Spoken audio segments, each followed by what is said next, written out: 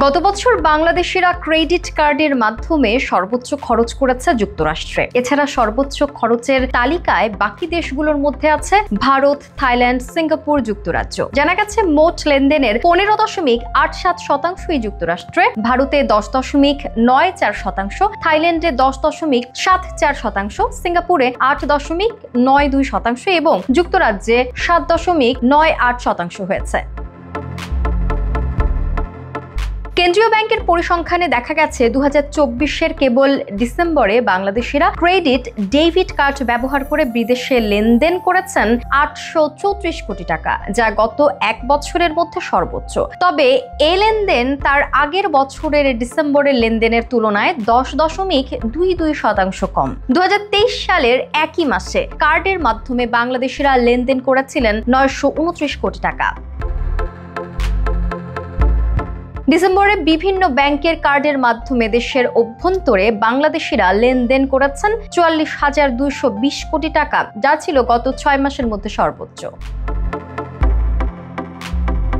Eastern ব্যাংকের executive vice president এবং head of cards প্রধান বলেন, সাধারণত ডিসেম্বরে ব্যাংকগুলো ক্রেডিট কার্ডের মাধ্যমে নানা অফার দিয়ে থাকে, সে কারণে প্রতি বছরের ডিসেম্বরে কার্ডের মাধ্যমে লেনদেন বাড়ে। তিনি বলেন যে কার্ডের মাধ্যমে ফরেন কারেন্সি লেনদেন বেড়েছে এবং অন্যতম কারণ হলো এই মাসে বাংলাদেশের শিক্ষা প্রতিষ্ঠান বন্ধ থাকে। অনেকেই বিদেশে ঘুরতে যান। ব্যাংকগুলোতে ডলারের সংকটও ছিল গত কয়েক মাস যাবত। এখন ডলারের প্রবাহ স্বাভাবিক হওয়ায় লেনদেনের সীমা তুলে দেওয়া হয়েছে।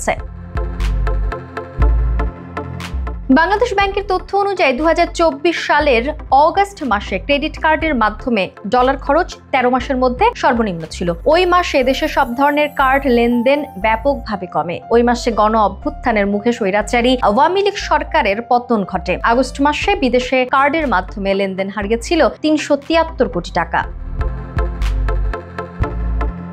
অগাস্ট মাসে বিদেশে কার্ডের মাধ্যমে লেনদেন হয়েছিল 373 কোটি টাকা। একটি শীর্ষস্থানীয় ব্যাংকের কার্ড বিভাগের প্রধান গণমাধ্যমকে বলেন, জুলাই ও অগাস্ট মাসে ক্রেডিট কার্ডের ব্যবহার অনেক কমে গিয়েছিল চলমান মূল্যস্ফীতির কারণে। গ্রাহকরা খরচের হ্রাস টেনে ধরার পাশাপাশি দেশজুড়ে অস্থিরতার কারণে ব্যাংকও স্বাভাবিক কার্যকর চালাতে পারেনি, ফলে কার্ডের মাধ্যমে লেনদেন পতন হয়েছে।